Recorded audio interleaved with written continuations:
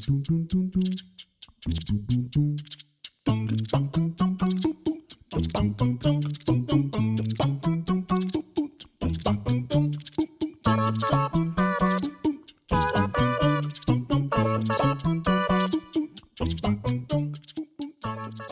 quoi ton film préféré? Ah, le film préféré. Alors, tu vas rire, Léon, mais tu sais ce que j'ai vu hier soir comme film? Avec mon grand garçon de 13 ans, j'ai vu un film qui s'appelle Léon, de Luc Besson. Mais t'es un peu jeune encore pour le voir. Je sais pas si quelqu'un l'a vu, c'est un vieux film. Moi, ce que j'aime beaucoup, c'est les films d'un réalisateur qui s'appelle Orson Welles. Mais vous ne devez pas trop le connaître, mais vous en parlerez à vos parents et ils vous le montreront. Et puis sinon, moi j'aime bien les Star Wars. Les Star Wars, c'est quand même pas mal. J'avais vu le premier Star Wars, je me rappelle, j'étais tout petit, avec D2R2 et 6PO. Moi, à la base, j'aimais pas trop Star Wars parce que je me disais, oh, c'est un truc pour les garçons, c'est nul. Puis mon papa, il a insisté, il a dit, allez, regarde Star Wars. Moi, j'ai regardé quand j'avais ton âge. Et du coup, il m'a fait regarder alors que je voulais pas. Et du coup, maintenant, j'aime bien. Ouais, c'est vieux en fait Star Wars. Hein. Donc c'est vrai que les papas, ils aiment bien. Vous savez de quoi c'est fait une éolienne? Et à quoi ça sert? Qu'est-ce qui fait tourner les éoliennes? Et le vent, Et le vent. Et le vent, ça sert à quoi? ça fait tourner les pales qui font tourner des trucs à l'intérieur. Je suis pas trop sûre. Ouais. Et puis quand ça descend du poteau, et ça va partout. Ouais, bah c'est comme Chloé nous expliquait. Une éolienne, alors, il y a un mât. Alors il est haut le mât. Hein. Maintenant, elles sont souvent à 100 mètres. Elles sont à 100 mètres de haut. Après, il y a ce qu'on appelle, alors c'est un petit peu comme ce que tu nous as montré tout à l'heure, Léon, ton avion là. Tu avais une petite nacelle dans laquelle tu mettais les choses, les bonhommes, tout ça, les équipements. Oui. Là, c'est pareil. Ici, tu as une nacelle, tac, comme une boîte. Et là-dedans, et qu'est-ce qu'on met au bout? Vous savez ce qu'on met au bout? Les hélices. Les hélices, ouais, exactement. Il y en a combien des hélices? Quoi? Il y en a 3. Tu as les 3 pales comme ça. Effectivement, là, ça tourne. Et à l'intérieur de la nacelle, il y a un grand tube comme ça. Et tout autour, il y a une petite boîte avec des aimants, tout ça, des bobines. Et quand ça tourne, dans la bobine, ça produit de l'électricité. C'est un peu magique. Quand tu fais tourner des aimants, ça fait de l'électricité. C'est comme ça. Et du coup, cette électricité, qu'est-ce qu'on en fait après? On va dans les maisons. Ouais, c'est ça. Tu la redescends là. Donc ici, on met un petit bloc de béton, mais on le met dans la terre. Et après, l'électricité, elle s'en va. Et elle va dans la maison d'Igor. Voilà. Sa PlayStation. Voilà, c'est comme ça que ça fonctionne à peu près. Qu'est-ce qui t'a donné envie d'être directeur de Valorem? Ouais, ça c'est... Je ne me suis pas levé un jour en me disant « Ah, je vais être directeur ». Quand j'étais petit garçon, moi, il y avait un plâtrier qui était venu dans ma classe, qui avait refait les murs tout en blanc. Je trouvais ça tellement beau et tellement chouette qu'il manipule le plâtre et la truelle et tout, 7-8 ans. Et puis petit à petit, j'étais curieux, alors j'aimais bien les sciences et tout. Et, j'aimais bien aussi lire, j'aimais bien faire plein de choses en fait. C'est quand tu es directeur, tu fais plein de choses. C'est pas toi qui construis les éoliennes, c'est pas toi qui vas voir les gens, mais tu parles un petit peu avec tout le monde. Tu t'assures qu'il y a les bonnes gens, les bonnes personnes qui sont bien formées, tout ça. Je suis devenu ce qu'on appelle ingénieur, donc j'ai appris un petit peu. À l'époque, c'était plutôt les ponts, les voitures, tout ça.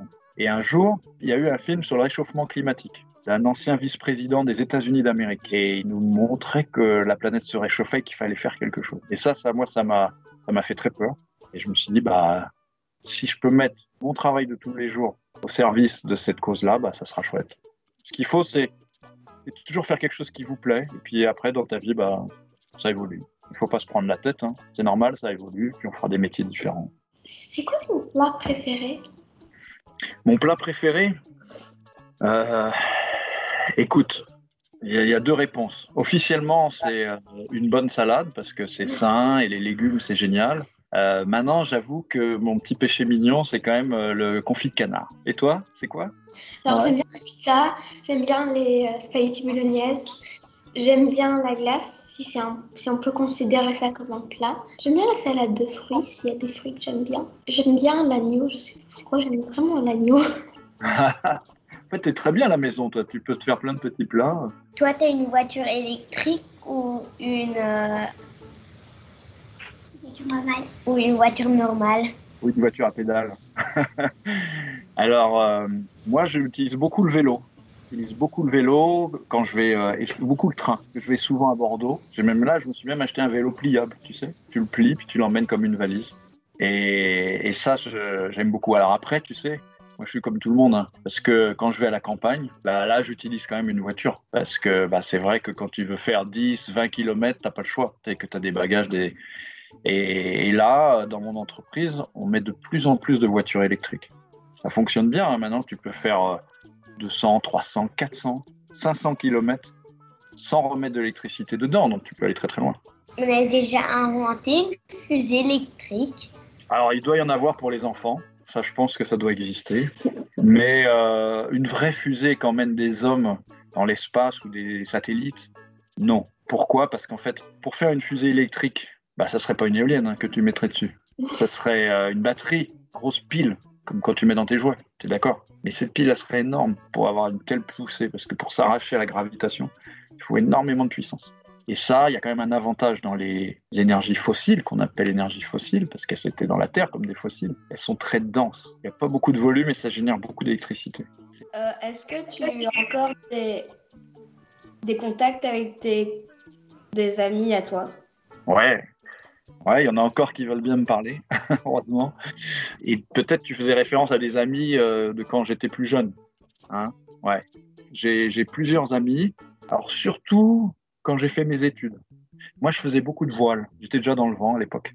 Et du coup, je faisais beaucoup de voile et on partait en mer. Des fois, on naviguait toute la nuit. Et ça crée des liens très forts quand tu fais des choses comme ça avec des amis. Donc, le club voile est resté très soudé. Est-ce que tu joues un instrument? Ah, ça, c'est mon grand regret. La réponse est non. Et c'est triste parce que tu vois, on m'a déjà offert un bon pour une guitare, un bon pour des cours de guitare, et j'ai toujours pas franchi le pas. C'est ça qui est un peu dur quand tu es directeur, tu vois. C'est que, bah, en fait, tu travailles beaucoup et tu aimes beaucoup ton travail, c'est bien, mais tu as des fois un petit peu moins de temps pour faire le reste, qui est important dans la vie aussi. Je voulais savoir dans quel pays il y avait le plus d'éoliennes. Ouais, c'est difficile à dire maintenant, hein, parce que la concurrence, elle est sévère. Je pense que c'est la Chine. Il y a un autre pays aussi où il y en a beaucoup, c'est aux États-Unis. Mais après, attention, hein, ce qui est important aussi, c'est la quantité de ce que consomment les gens en électricité qui est produit par les éoliennes. Et là, il y a des pays qui sont quand même très forts. C'est comme l'Allemagne. L'Espagne aussi, il y en a beaucoup. L'Angleterre, ils ont beaucoup d'éoliennes, c'est autour, en mer. La Belgique, il y en a de plus en plus. Parce qu'en fait, ce qui est bien aussi, ce qu'il faut comprendre, c'est qu'il y a des gens, ils ont besoin aussi d'électricité rapidement. Les pays qu'on appelle émergents, il y a des villes qui poussent, tout ça. Ils ont besoin d'électricité comme ça. Et c'est vrai qu'une éolienne, en un mois, tu peux la monter. En un an, tu peux faire le projet. Une centrale nucléaire, il faut 10 ans, 15 ans pour la monter. Tu n'es même pas sûr quand ça va se terminer. Et surtout, ça va coûter souvent 5 à 10 fois plus. Pourquoi les éoliennes sont plus grandes dans la mer que sur la terre? Oui. Alors, elles sont en mer, c'est compliqué parce qu'il y a les vagues. Ça, c'est sûr, il faut une bonne fondation en acier pour tenir dans la mer. Il peut y avoir 40 mètres de fond et puis après, il faut bien se mettre avec des grosses griffes dans le sol ou alors plein de cailloux. C'est vraiment un truc de dingue de construire ça. Maintenant, ce qui est plus simple qu'à terre, c'est que tu n'as pas à passer l'éolienne dans les carrefours, sur le rond-point, pour l'amener, la construire, sur l'autoroute. Donc, du coup, tu peux imaginer des éoliennes gigantesques. Il faudra juste un bateau gigantesque. Et ça, c'est possible à cause de ça. Mais maintenant, tu sais, à terre, on arrive aussi à mettre des éoliennes très grandes. Il y en a même qui imaginent de les amener un jour avec des dirigeables, tu sais, qui vont porter les composants des éoliennes et les amener. Mais comment vous faites pour choisir un bon terrain? Comment vous feriez, vous?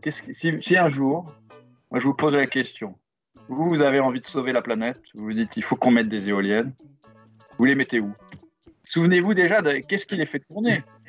Le vent, donc il faut un pays avec beaucoup de vent. Et ouais. Après, est-ce que tu vas pouvoir la mettre sur la Grand Place, l'éolienne, à Bruxelles? Non. Du mannequin de pisse, là. Pourquoi? Parce que là, c'est un endroit touristique. Et voilà. Et après, tu vas chercher les endroits où il y a du vent. Alors, il y a des cartes. On a des cartes de vent qui nous disent, tu vois, quand tu vas à Marseille, par exemple, il y a beaucoup de vent. Il y a le Mistral qui arrive, et puis dans 15 jours, il y a beaucoup de vent. Et puis après, tu regardes avec un logiciel où est-ce qu'il y a les habitations. Et tu dis, bon, on va s'éloigner des habitations. On va aller voir le sol, est-ce qu'il y a de la boue? Parce que quand tu mets la fondation, il ne faut pas que ça fasse comme du Nutella. Hein. Il faut que ça tienne. Donc, tu vas aller voir le sol. Des fois, tu vas le renforcer avec des pieux, etc.